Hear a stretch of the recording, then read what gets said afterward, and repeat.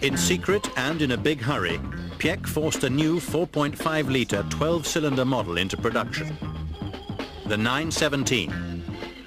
The FIA duly inspected 25 cars at Zuffenhausen and pronounced them raceworthy. Brian Redman wasn't over-enamoured. I got into this thing, first time ever, and it had this giant windshield wiper, like that length, of a Boeing 707. And it's over on the left here, and the pits are on the right. And I started the engine, the mechanics are showing me what things are. And they said, okay, switch on the Viper. So I switched on the Viper, and it went, wow, and flew off. It went right past Herr Bott into the pit. So I switched everything off, got out. Herr Bott said, Brian, why are you getting out? I said, Herr Bott, the windshield wipers come off. Brian, he says, go slowly. A third 917, number 10, seen here in practice, was to be driven by Herbert Linger and John Wolf. Wolf later lost control on the first lap of the race and was killed. The 917, what can you say about this car? Just the sound of the name or the sight of the car brings up the hackles on the back of your neck in excitement.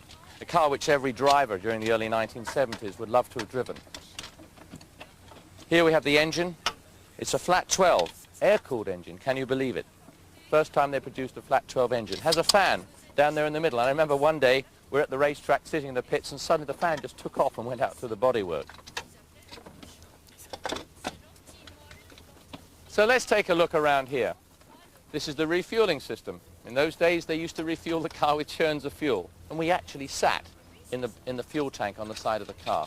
Our knees were right up tight to the steering wheel, and our feet, believe it or not, were in front of the center line of the front wheels. We must have been crazy. I just can't believe that we used to do those sort of things. But of course, we weren't so conscious of safety then, and the chance to drive a Porsche 917 was paramount, and so you drove it even if it only had 3 wheels on it.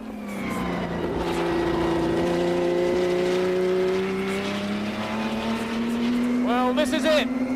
This is the phenomenal 917. This is the car that I think is probably the car of the sports car era. Since the 1950s, this is the most unbelievable car. It's a car that probably meant more to me in my racing career. The first real sort of sophisticated sports car I ever drove. It's a flat 12, air-cooled engine, no turbochargers, just a nice straight flat 12 air-cooled engine, 4.5 litre depending on the year. And it was the main car for the 1970 and 71 series. Absolutely incredible to drive, very, very smooth, torquey engine.